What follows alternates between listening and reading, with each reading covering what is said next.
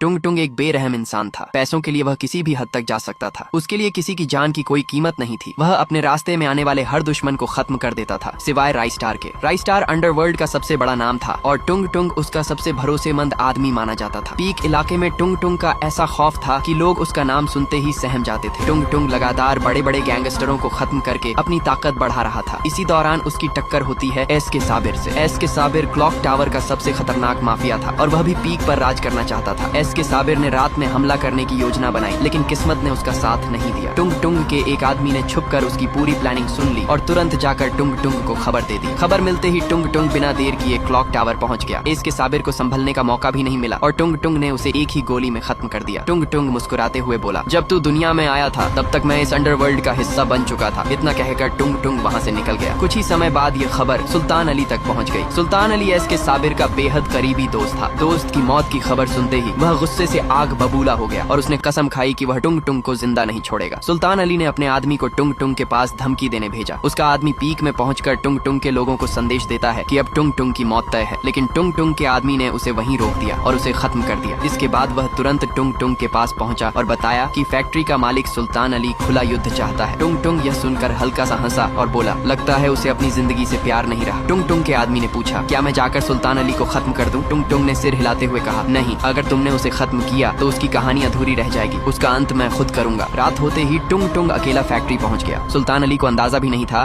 कि उसका आखिरी समय इतना करीब आ चुका है। टुंग टुंग ने उसे खत्म कर दिया और वहां से निकलते वक्त सिर्फ इतना कहा, तुम लोग सिर्फ बातें करते हो और मैं काम करके दिखाता हूँ, यही असली फर्क है। उस रात के बाद पूरे देश में टुंग टुंग का नाम डर की पहचान बन गया। लोग उसकी ताकत और उसके फैसलों से कांपने लगे। लेकिन कहानी यहीं खत्म नहीं होती। असली तूफान अभी बाकी है, क्योंकि बहुत जल्द इस कहानी में एंट्री होने वाली है रॉकी भाई की और उसके आने के बाद अंडरवर्ल्ड की दुनिया पूरी तरह बदलने वाली है।